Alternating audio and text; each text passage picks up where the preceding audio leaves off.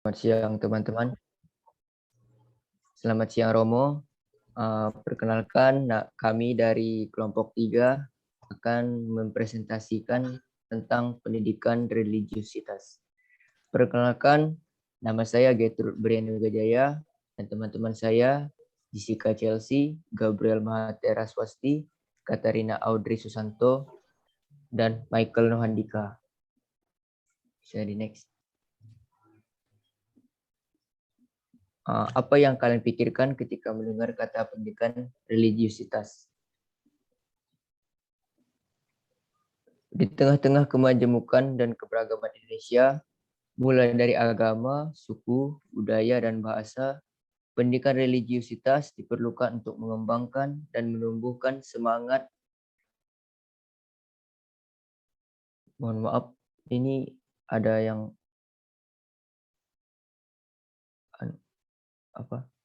yang menghalangi.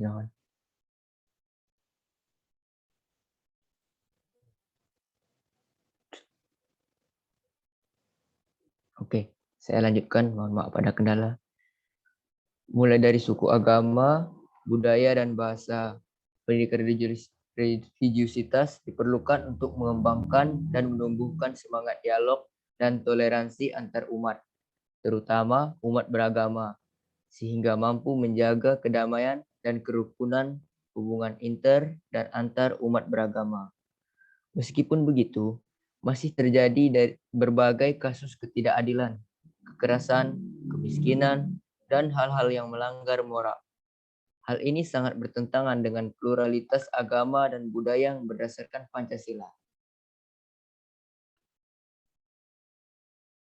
Berikut beberapa pengertian tentang pendidikan religiusitas. Menurut Joko Warwanto dan kawan-kawan, pendidikan religiusitas dipahami sebagai komunikasi iman bagi anak didik yang seagama maupun berbeda agama, dan kepercayaan untuk membantu anak didiknya menjadi manusia yang religius, bermoral, terbuka, dan mampu menjadi agen perubahan sosial demi terwujudnya masyarakat yang sejahtera secara lahir atau batin berdasarkan nilai-nilai universal seperti kasih, kerukunan, kedamaian, keadilan, kejujuran, pengorbanan, kepedulian, dan persaudaraan.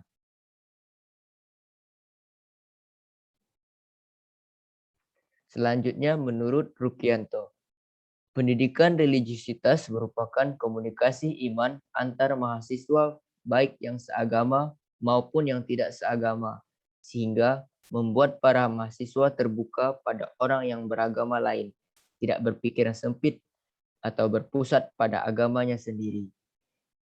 Kemudian akan dijelaskan oleh Gabriel. Selanjutnya, tujuan dari pendidikan religiusitas untuk membentuk manusia religius, bermoral, dan menjadi agen perubahan untuk mewujudkan masyarakat yang sejahtera. Ini juga terbuka untuk semua agama. Fokusnya untuk mengembangkan sikap dan semangat religius yang terbuka.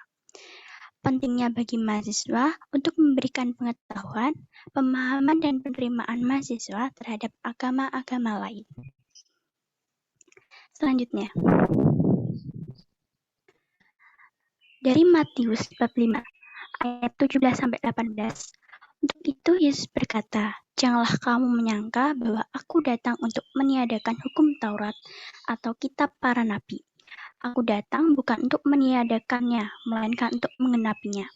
Karena aku berkata kepadamu, sesungguhnya sebelum lenyap langit dan bumi, ini satu iota atau satu titik pun tidak akan ditiadakan dari hukum Taurat sebelum semuanya terjadi."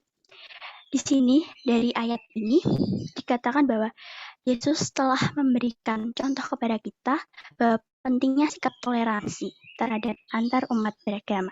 Selanjutnya akan dilanjutkan oleh Audrey.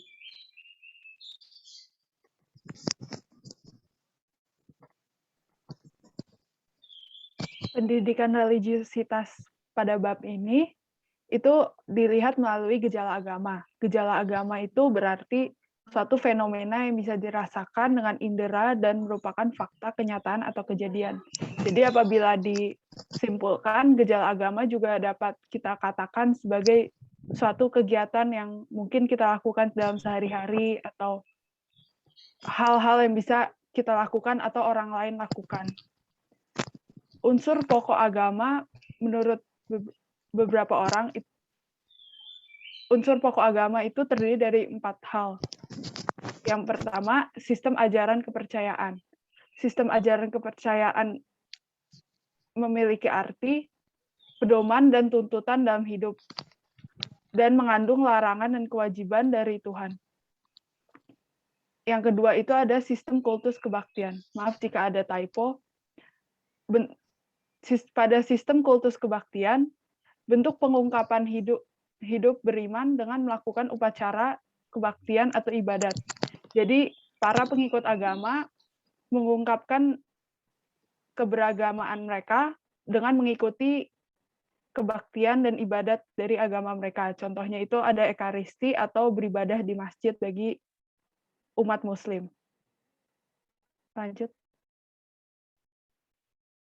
Yang ketiga itu ada organisasi kelembagaan. Melalui kelompok tertentu yang bersama-sama menghayati imannya. Jadi organisasi kelembagaan dapat dikatakan sebagai, seperti yang kita ketahui, arti dari organisasi kan perkumpulan dari sejumlah orang yang memiliki tujuan yang sama. Nah, untuk tujuannya itu, yang pertama itu menjaga atau melestarikan iman umat perdana. Yang kedua, mengatur praktek peribadatan dan pengajaran. Yang ketiga, mempermudah relasi dengan pemeluk agama lain dan negara.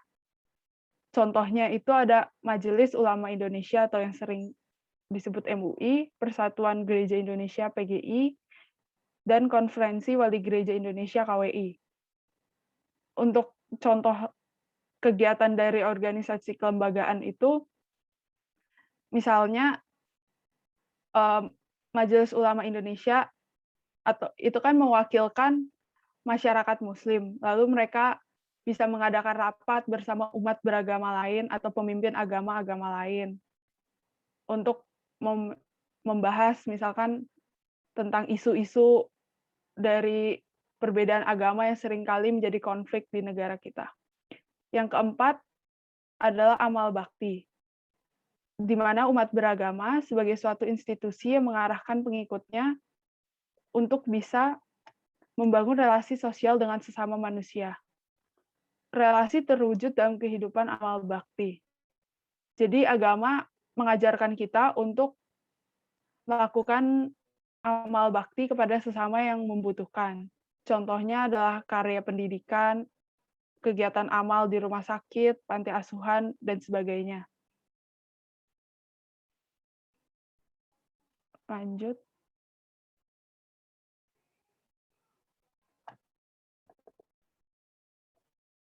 Makna agama memiliki pandangan umum menurut Ensiklopedia Indonesia, yaitu sebagai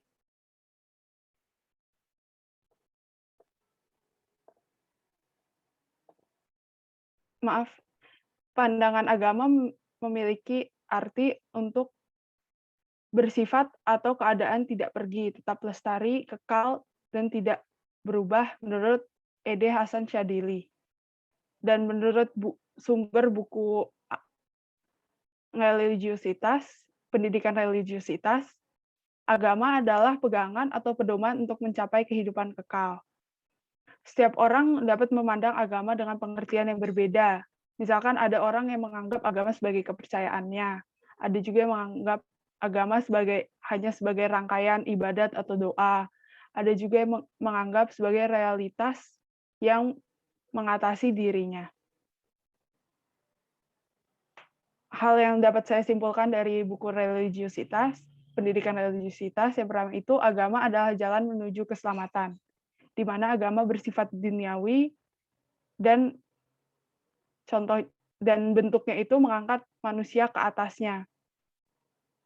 Dengan adanya agama, kita juga harus memiliki iman, di mana iman akan menempatkan manusia sebagai makhluk duniawi ke hadapan yang transenden ilahi atau dapat kita katakan kepada Yang Maha Kuasa. Menurut Gereja Katolik, agama merupakan pengungkap lanjut. Menurut Gereja Katolik, agama merupakan pengungkapan hidup golongan jiwa bangsa-bangsa yang jumlahnya sangat besar. Alasan gereja memandang positif agama lain adalah kehadiran Roh Kudus yang aktif dan real. Karena pada agama lain juga mereka juga pasti ada kehadiran Roh Kudus yang mungkin bentuknya berbeda atau pemahamannya sedikit berbeda dengan apa yang kita pahami saat ini. Tetapi kehadiran Roh Kudus yang aktif dan real sehingga ajaran agama lain juga tidak mungkin menyesatkan umatnya seperti itu. Agama-agama mungkin kurang sempurna dan kurang lengkap dalam pewahyuan Allah, namun dapat menjadi suatu realitas konkret dan memiliki andil dalam sejarah positif keselamatan manusia dan pewahyuan Allah. Karya Roh Kudus tidak bertentangan dengan pemenuhan definitif wahyu Allah dalam Kristus, malahan mempersiapkan, menumbuhkan, dan mengarahkan kepada Kristus. Dikutip dari Armada Rianto 1995. Selanjutnya akan dijelaskan oleh Jessica.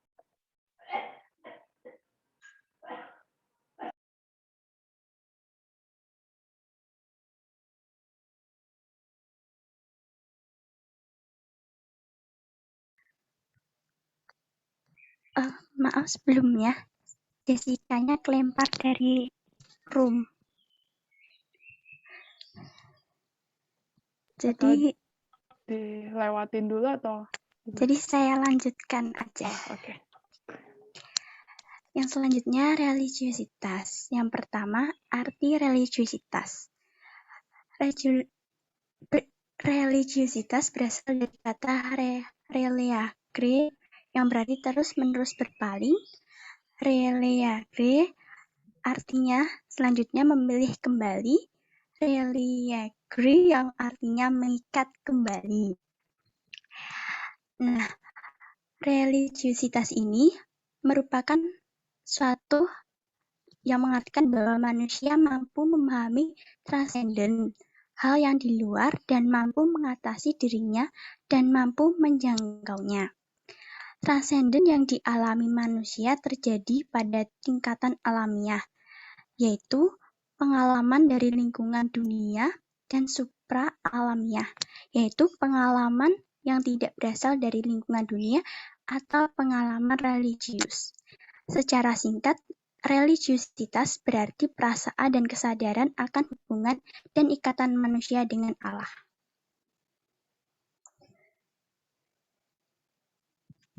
Yang kedua, sumber-sumber religiositas. Pengetahuan akan Allah itu berbeda-beda. Pengetahuan Allah berbeda-beda dikarenakan pengaruh eksternal dan internal. Pengaruh eksternal terdiri dari lingkungan sekitar, yaitu keluarga, sekolah, budaya, dan lain-lain. Dan internal yaitu pengalaman hidup dan relasi personal. Ada 3 macam pengetahuan Allah. Yang pertama, pemikiran. Salah satu yang mencoba memahami cara berpikir manusia untuk akhirat dapat mengetahui Allah adalah Thomas Aquinas. Yang kedua, permenungan atas hidup. Dan yang ketiga, wahyu. Wahyu Allah juga dapat diketahui dari pewahyuan. Pewahyuan adalah pemberian dari Allah kepada seorang yang mempercayainya.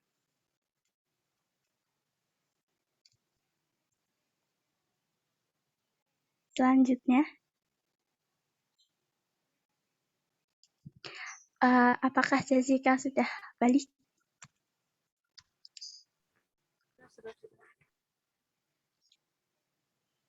Aku balikan ke Jessica. Ini slide-nya bisa di selanjutnya.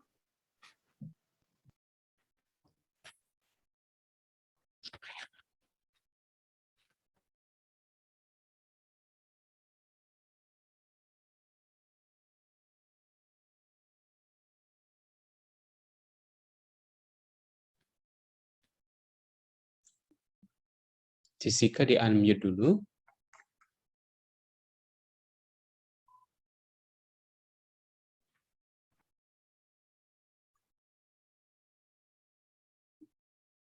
Kok nggak bisa ya?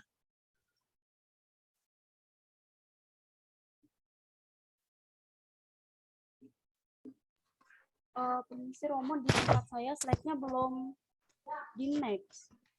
Slide-nya belum muncul. Iya. Oh ya, maaf Romo sebentar.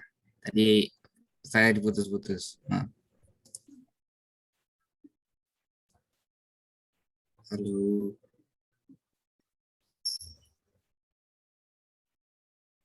Udah belum ya? Di tempat aku belum.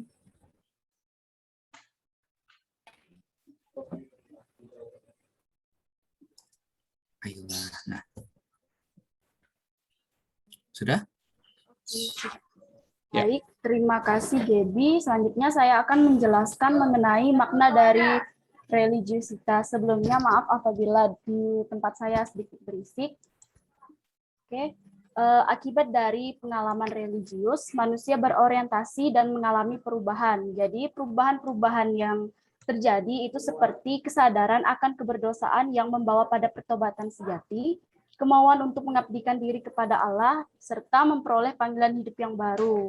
Sehingga makna religiusitas ini bisa dimengerti yaitu penangkapan atas kehadiran dan campur tangan Allah dalam hidup manusia yang dipengaruhi oleh orang yang mengalami peristiwa dan pengetahuannya akan Allah. Oke, next.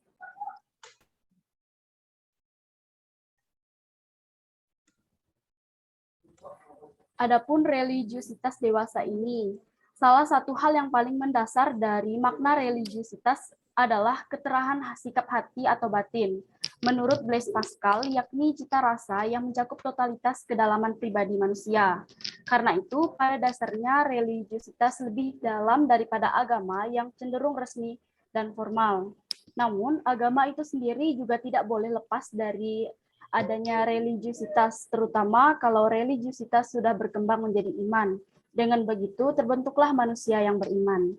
Manusia yang beriman sendiri juga harus mampu mempertanggungjawabkan imannya dalam bahasa rasional juga. Sehingga religiusitas dapat diwujud nyatakan dalam kehidupan sehari-hari. Selanjutnya.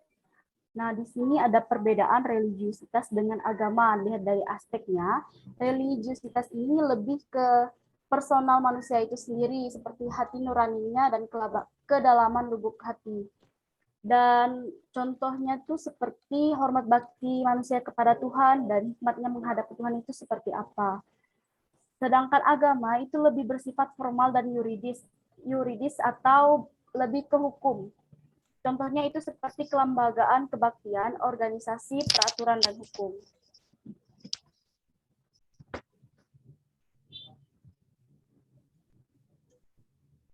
Dan adapun spiritualitas. Pengertian dari spiritualitas sendiri adalah peningkatan hidup beragama yang bersumber pada religiusitas. Berasal dari bahasa Latin yaitu spiritus yang berarti roh, jiwa, dan semangat. Bersifat atau berkaitan dengan roh yang berlawanan dengan materialitas, kebendaan atau tubuh. Berarti hidup saleh dan berbakti kepada Tuhan sehingga spiritualitas dimengerti sebagai devosi hidup batin dan hidup rohani. Dan dalam arti yang sebenarnya spiritualitas berarti hidup berdasarkan atau menurut roh. Baik, selanjutnya mungkin dijelaskan kembali oleh Gaby.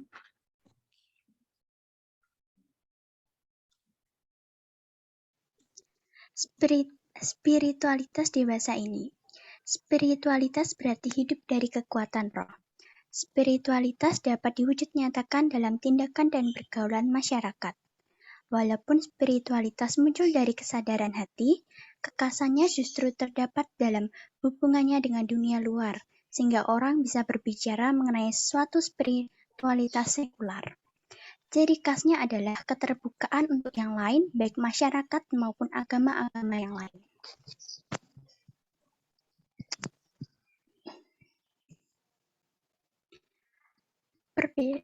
Perbedaan spiritualitas dan religius. Yang pertama, religiusitas memiliki dasar teologi yang berasal dari ajaran agama tertentu. Kehidupan manusia diarahkan mengikuti prinsip-prinsip yang berasal dari Tuhan. dasar teologi seperti tidak dimiliki oleh spiritualitas. Yang kedua, religiusitas memiliki metode cara atau praktek ibadah yang diajarkan oleh institusi agama. Praktek ibadah yang dilakukan akan membawa manfaat secara psikologis bagi individu bila dilakukan dengan penghayatan yang ditujukan kepada Tuhan yang Maha Suci. Yang ketiga, dalam fungsinya, spiritualitas memiliki kesamaan dengan religiusitas dalam arti membantu individu memahami berbagai hal atau persoalan dalam hidupnya. Tapi kerangka yang dipakai untuk memahami persoalan tersebut bisa jadi memiliki perbedaan.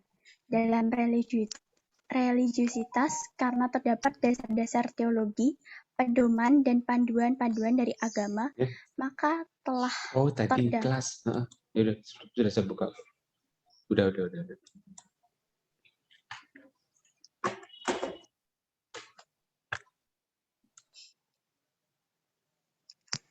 Oke, saya lanjutkan ya. Sementara dalam spiritualitas tidak terdapat panduan-panduan tersebut, tetapi menjadi sebuah pencarian personal bagi individu.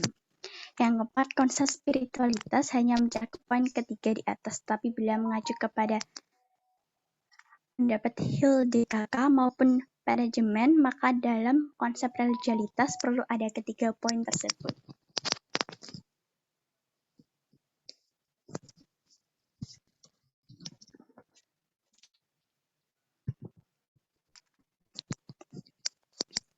Selanjutnya, hubungan erat antar agama, religiusitas, dan spiritualitas.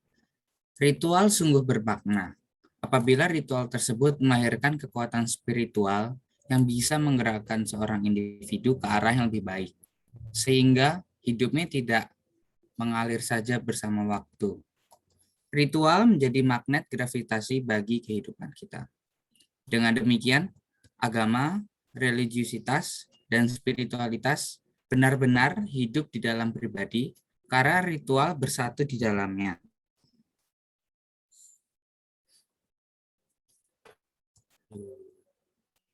Halo.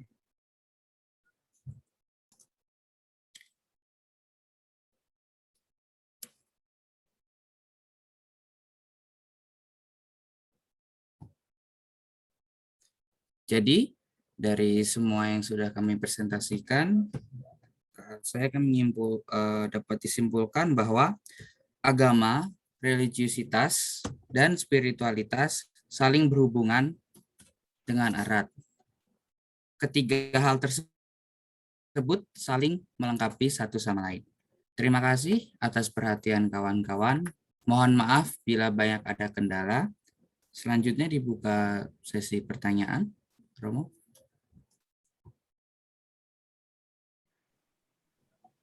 Ya, oke, silakan. Ya, silakan.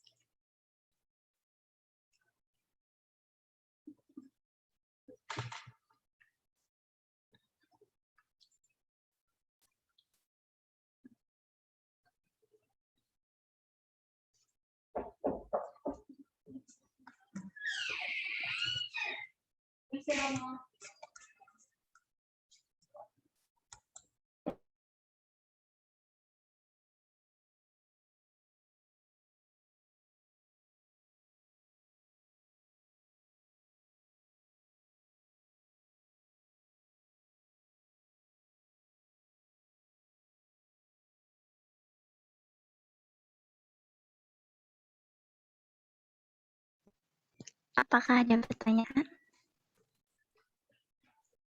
Permisi mau bertanya. Ya, silakan.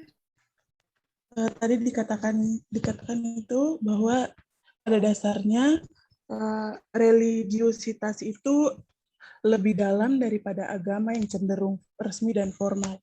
Nah, misalnya ada orang yang religiusitasnya tinggi kepada Tuhan, kemudian tidak mempunyai agama, itu tanggapan kalian seperti apa? Terima kasih.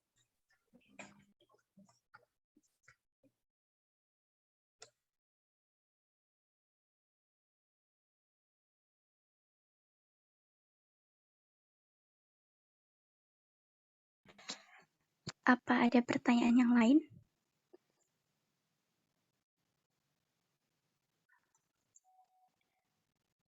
Oke, saya akan menjawab pertanyaan dari Nerva. Ya.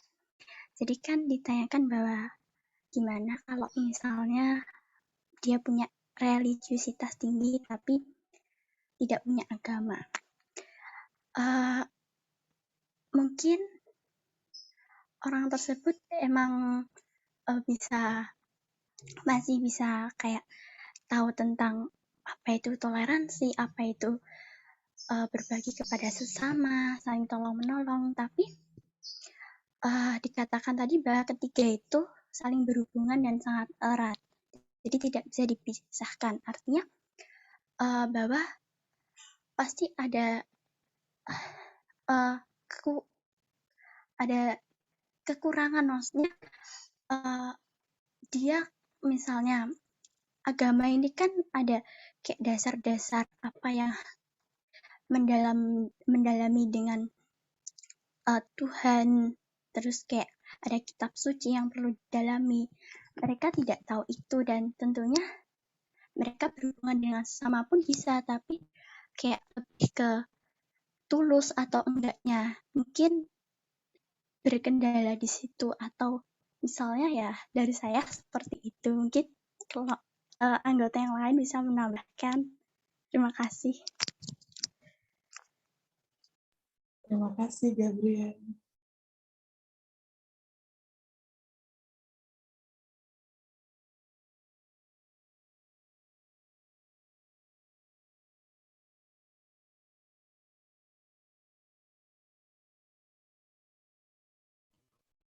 Izin menambahkan yang telah disampaikan oleh Gabriel. Jika seseorang yang tidak mempunyai agama namun memiliki religiusitas tinggi, itu benar dikatakan Gabriel bahwa orang itu akan memiliki keterbatasan untuk ada aturan yang dimiliki agama itu tidak ada yang di luar agama seperti itu, dan hanya ada di agama-agama tertentu. Maka jika orang memiliki religiusitas tinggi, sebaiknya harus memilih agama tertentu agar dapat tujuannya untuk kepada Tuhan dapat tercapai. Itu. Terima kasih. Oh ya, saya menambahkan sedikit bahwa mungkin orang dia tidak apa sih yang harus dia lakukan di dunia ini, dia mungkin tidak mengerti itu karena secara mendalam agama itu mempelajari kita akan kemana itu akan diarahkan, sedangkan perwujud nyataannya dilakukan dalam religiusitas itu. Terima kasih.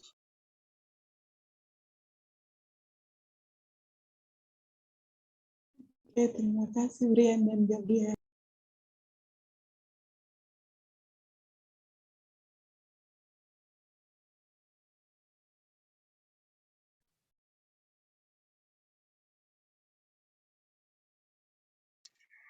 Apakah ada pertanyaan lagi?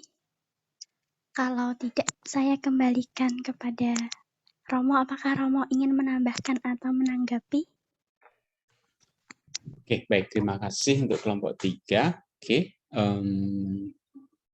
bisa ditutup dulu share screen-nya. Ya.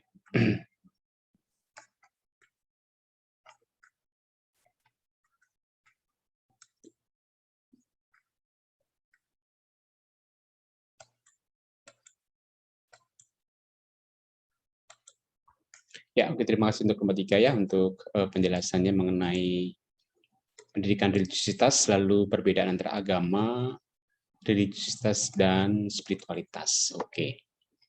Saya mau mencek sebentar nama panggilan ya, karena yang kelompok 1 tuh Fedo, kemudian Birgita, Michelle, Lena, ya. Lalu Permata Dinda ini panggilannya siapa ya? Fisya Romo. Fisya ya. Oh, oke, Iya. ini ya Fisya. Oke.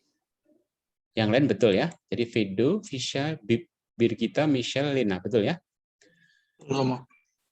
Oke, kelompok 2 itu Palma, Tian, Kinan, Sabda, lalu Gregorius.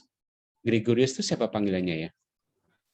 Gading Romo. Oh, Gading ya. Oke, Gading ya. Oke. Oke, betul ya. Jadi Palma, Tian, Kinan, Sabda, Gading ya. Oke. Kelompok 3 itu Jessica, Gaby, Audrey, Nohan, Brian. Betul? Iya, Romo. Oke, baik. Betul, Romo. Ya. Nah, saya mau mencoba melanjutkan diskusi kita, menambahkan. Jadi, oke, pertama tadi kelompok 1 mengenai manusia bercitra Allah ya. Itu saya kira itu sudah jelas ya dari kitab suci, kitab Kejadian ya, bahwa kita adalah citra Allah, kita diciptakan segambar dengan Allah, sehingga martabat manusia itu bersumber dari sana. Kita mempunyai martabat karena kita adalah citra Allah sendiri, anugerah Allah, maka kita diberi akal budi dan juga kebebasan. Tapi yang jelas kebebasan kita memang tidak bisa sebebas-bebasnya karena kita adalah makhluk sosial, kita hidup bersama dengan orang lain, sehingga selalu tentu saja kebebasan kita dibatasi oleh kebebasan orang lain. Jadi kebebasan orang lain itu membatasi kebebasan kita. Ya. Contoh misalnya di rumah ataupun di kos gitu ya, kita kan bebas untuk mendengarkan musik ya, menyetel musik gitu. Tetapi tentu saja kita tidak boleh menyetel musik keras-keras sehingga mengganggu tetangga saya, mengganggu orang lain, mengganggu teman kos, mengganggu anggota keluarga yang lain ya. Jadi harus ada kalau bahasa Jawanya empan papan ya, bisa menempatkan diri, bisa tahu persis supaya apa yang saya lakukan tidak mengganggu orang lain ya. Jadi kebebasan saya kan berarti dibatasi oleh kebebasan orang lain gitu ya. Oke. Baik, tapi nanti ini bisa akan kita bahas lebih lanjut nanti dalam pembahasan mengenai tindakan bermoral ya. Oke. Lalu relasi kita ya dengan Tuhan, dengan sesama, dengan diri sendiri, dengan alam ya. Tadi saya kira tadi pertanyaan siapa tadi ya, itu bagus.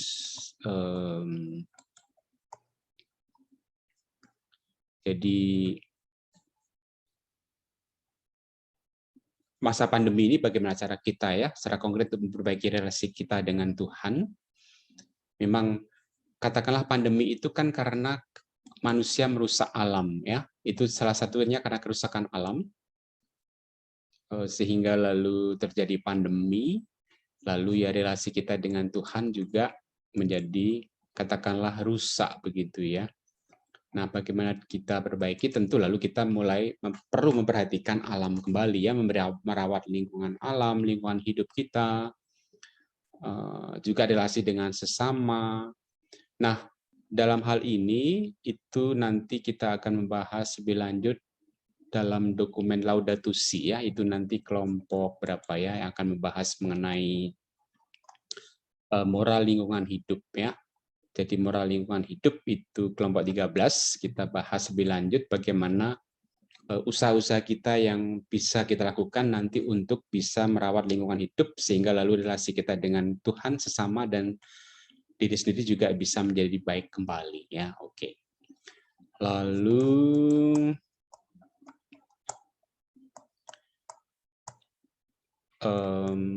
baik, sekarang untuk yang tadi kelompok 3 tadi yang muncul pertanyaan mengenai religiusitas ya, bagaimana kalau kita ada orang yang mempunyai sikap religius tapi tidak beragama ya. Oke, tentu bisa ya. Jadi katakanlah misalnya kaum ateis ya, mereka kan tidak punya agama ya, mereka tidak percaya pada Tuhan, tetapi mereka itu juga orang yang baik ya. Katakanlah tidak beragama tidak berarti tidak baik ya. Mereka bisa menjadi baik. Mengapa mereka menjadi baik? Karena mereka mengikuti suara hati mereka. Ya, maka suara hati menjadi penting ya.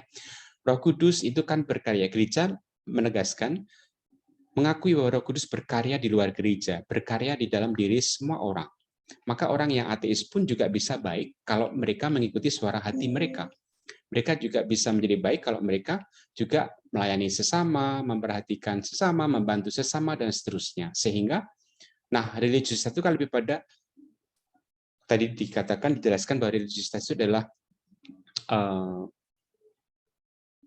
sebetulnya memang relasi dengan yang transenden ya, yang mengatasi dirinya, yang ilahi. Tetapi untuk orang-orang ateis tentu lalu relasi dengan yang di luar dirinya itu tidak terekspresikan melalui agama, tetapi ya terekspresikan melalui bagaimana mereka bertindak, bersikap baik terhadap orang lain ya. Tentu tadi kita meyakini bahwa Roh Kudus berkarya dalam diri mereka sehingga mereka pun juga bisa menjadi baik.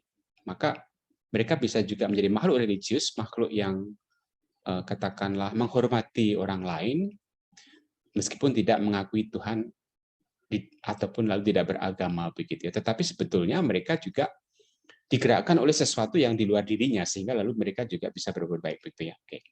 Jadi itu memang sangat mungkin. Memang tentu saja religiusitas kita itu akan menjadi konkret di dalam kita beragama gitu ya, meskipun agama bukan sesuatu yang katakanlah tidak dibatasi pada yang formal saja, tetapi harus juga menjadi nyata di dalam hidup sehari-hari gitu ya. Oke.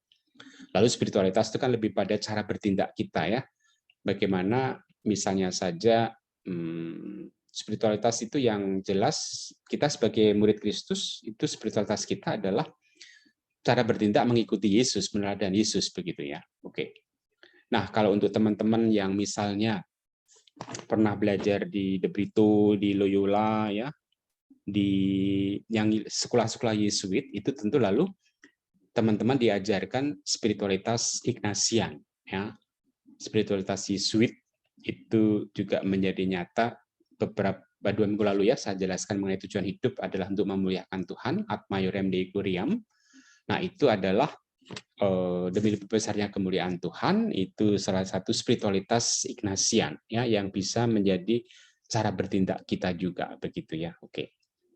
Nah, jadi agama itu yang lebih formal, tadi ada 4 unsur ya, ada unsur ajaran, unsur ibadat, unsur organisasi, dan unsur amal bakti ya. Dan semua keempat unsur itu, 4 unsur lahiriah itu diikat di dalam unsur religiusitas, itu mengikat semuanya. Jadi unsur lahir dan batin ya, coba saya lihatkan.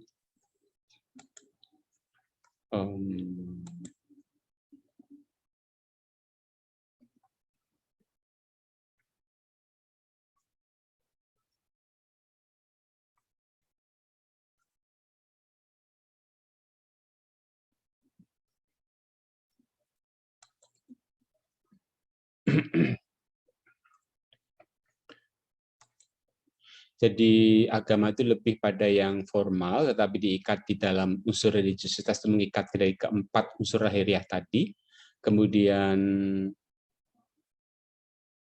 religiusitas itu tadi ya unsur batiniah, unsur batin dari agama, dari unsur-unsur agama yang lain. Kemudian spiritualitas lebih pada cara bertindak, cara hidup ya, yang menjadi nyata di dalam hidup sehari-hari. Oke. Nah, pendidikan religiusitas itu kita tambahkan, kita tekankan di sini supaya kita juga tadi ya tujuannya adalah supaya kita semakin terbuka terhadap agama lain, semakin toleransi terhadap orang lain itu ya. Karena memang kita hidup di Indonesia itu membutuhkan penghormatan terhadap keberagaman ya, menghargai keberagaman juga, lalu kita memang perlu berelasi dengan orang lain. Oke. Nah, ini saya jelaskan bagannya ya, bagan dari tadi unsur-unsur agama tadi. Sebentar, sedang loading.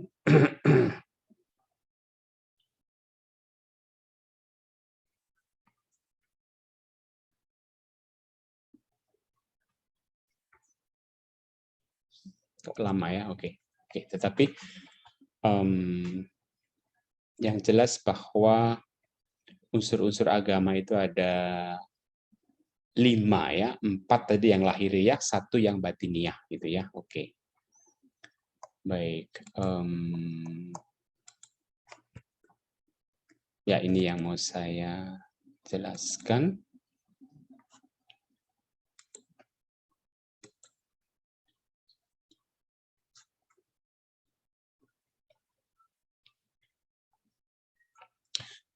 Oke, saya sedang share screen, moga-moga bisa muncul.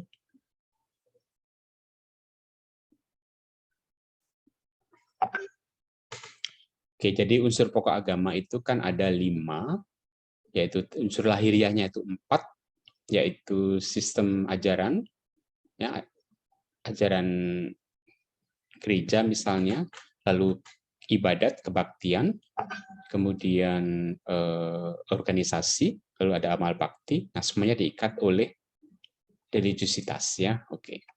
Jadi religiusitas itu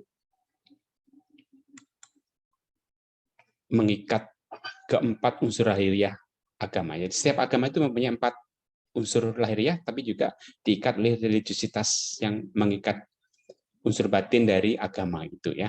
Oke, maka religiusitas itu adalah inti dari agama, itu adalah religiusitas itu, begitu ya. Relasi dengan Tuhan yang nanti mewarnai relasi dengan sesama. Sedangkan spiritualitas itu berada di dalam cara hidup yang nyata mengkonkretkan agama itu dalam hidup sehari-hari, begitu ya. Oke. Baik, jadi kurang lebih begitu baganya seperti ini. Jadi religiusitas itu mengikat semuanya, religiusitas itu mendasari ajaran, mendasari kebaktian atau ibadat, juga mendasari amal bakti, mendasari organisasi, itu adalah religiusitasnya, begitu ya. Nah, spiritualitas itu lebih pada pelaksanaan dari semuanya ini muncul dalam spiritualitas, gitu ya, cara hidup yang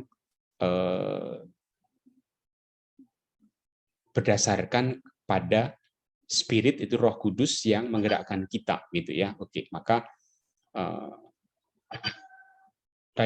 kaitannya bisa seperti ya, agama, religiusitas, dan spiritualitas berkaitan satu sama lain. Agama itu yang formal, religiusitas itu yang mendasarinya, spiritualitas itu yang terungkap di dalam tindakan hidup sehari-hari, begitu ya. Oke, baik, itu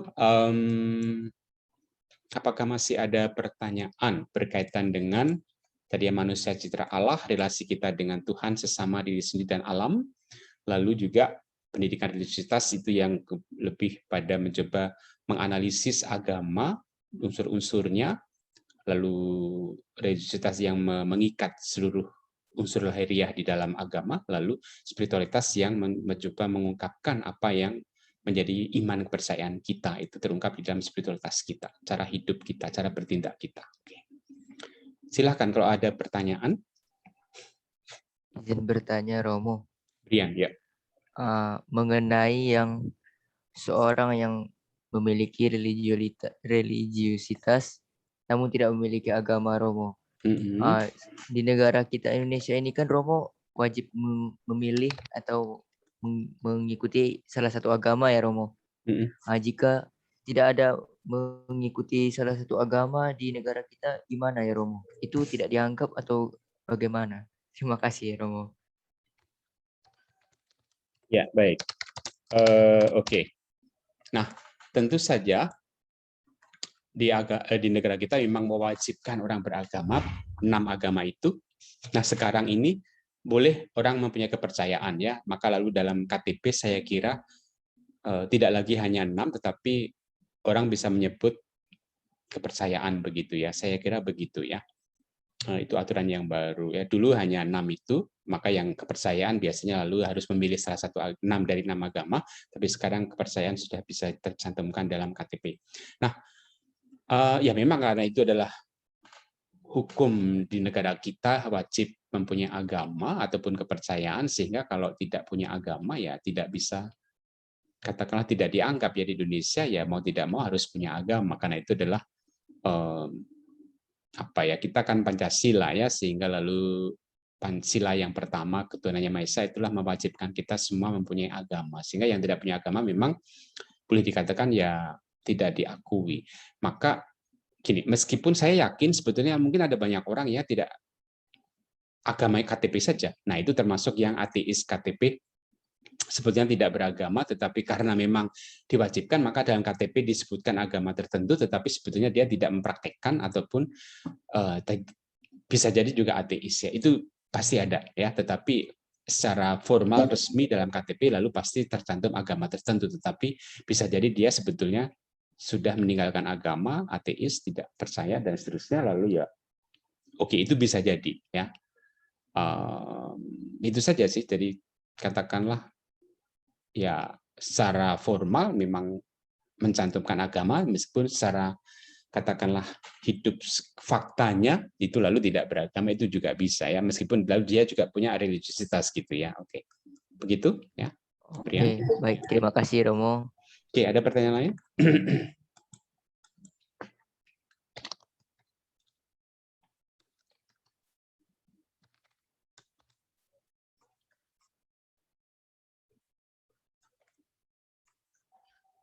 Oke, kalau tidak ada, saya mengecek sebentar sekali lagi. Tadi sampai kelompok 3 ya. Jadi kelompok 4 minggu depan itu ada Lina, Delvina, Cherry, dan Yuda. Betul ya? Betul, Romo. Oke, jadi kelompok 4 minggu depan itu membahas tentang pluralitas agama, jadi bab 3 dari buku pendidikan religius, buku pendidikan agama Katolik. Lalu kelompok 5 itu membahas bab 5 dari pendidikan religiusitas, juga memang juga berkaitan dengan pluralitas dan juga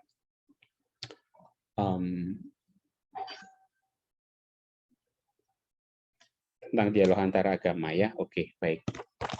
Itu Permisi Romo, sebelum menutup saya mau bertanya tentang tugas. Ya, silakan. Iya, tugas yang di Google Classroom itu perwakilan satu orang dari kelompok aja yang. Untuk yang tugas kelompok satu orang saja ya, salah satu memposting di Google Classroom ya. Oke. Oke, makasih Romo. Yuk, sama-sama. Jadi kelompok 5 itu anggotanya sebentar, yang kelompok 5 anggotanya adalah Diva, Maria, Dismas, dan Satria. Itu panggilannya siapa nih? Crispinus Yunes itu panggilannya siapa ya? Bisa Satrio, bisa Tio, Romo. Oh, Tio. Tio atau Satrio ya? Oke, baik. Oke. Ya. Lalu kelompok 6 itu ada Stanislaus Gregorian, ini panggilannya siapa ya?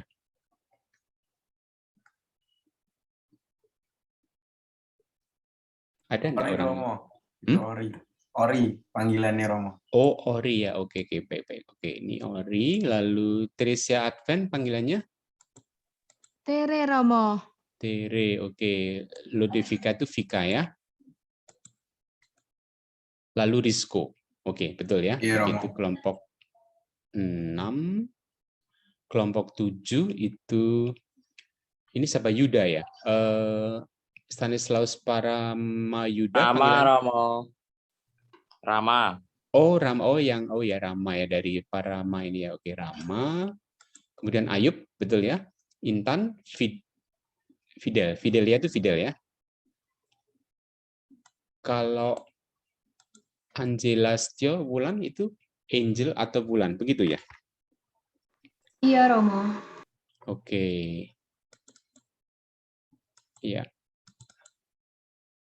Kemudian ada kelompok 8 itu Daniel, Ben, Bagas, Cantika, Ella, Fredericus Brabanasta Satria, ini panggilannya siapa ya? Difta.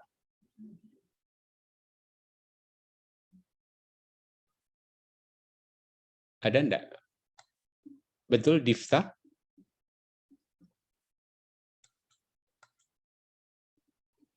Atau siapa? Dan ya, tahu panggilannya siapa nih yang Fredericus Satria.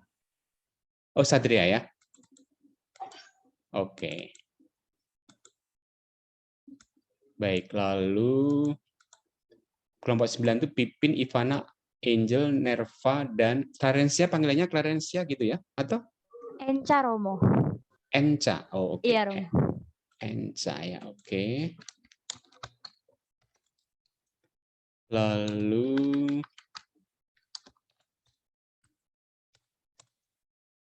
kelompok 10, Eka, Hudi, Vita, Intan, Putri. Betul?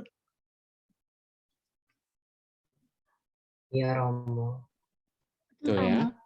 Oke, nah kelompok 11 itu ini betul enggak? Risang, lalu Tian,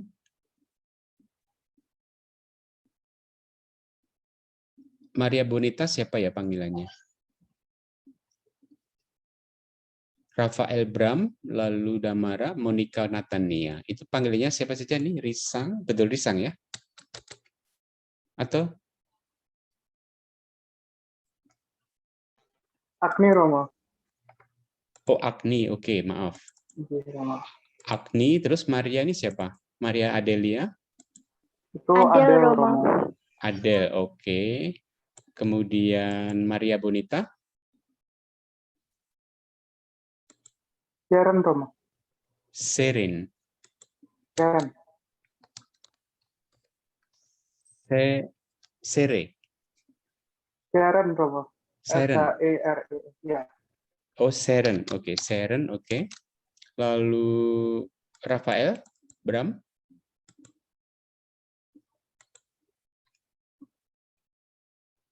Bram, Romo. Bram, oke. Kalau Monica Natania? Monica. Monica ya, oke. Lalu kelompok 12 itu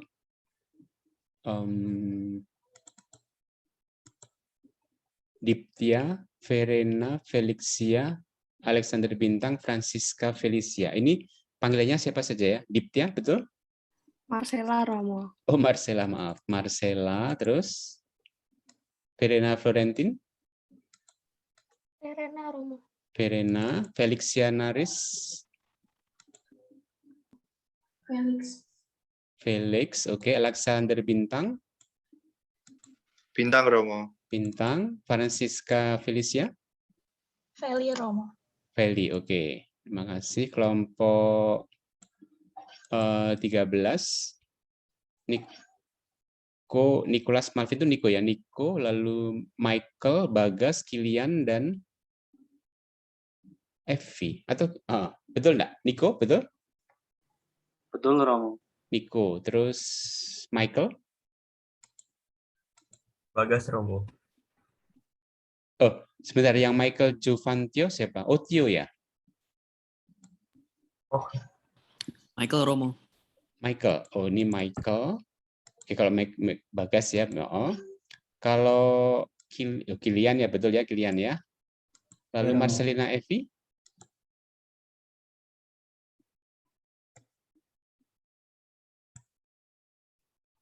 Marcelina Evi? Siapa panggilannya? Tidak ada orangnya ya. Oke, kelompok 14. Haryo, Krishna, Ignas, Maria Yuselin siapa ini? Oh, Gwenda ya. Betul ya, Gwenda. Oke.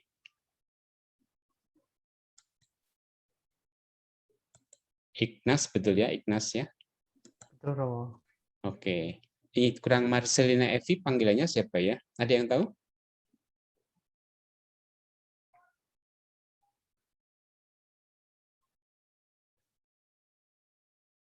Yang satu kelas?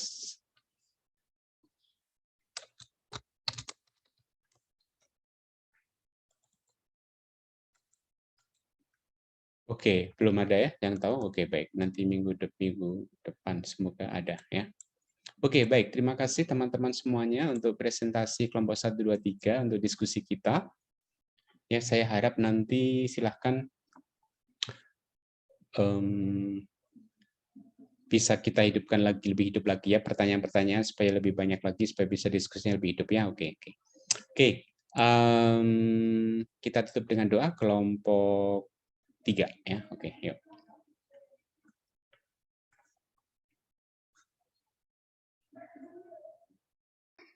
Saya ingin memimpin doa Romo. Yuk, mari.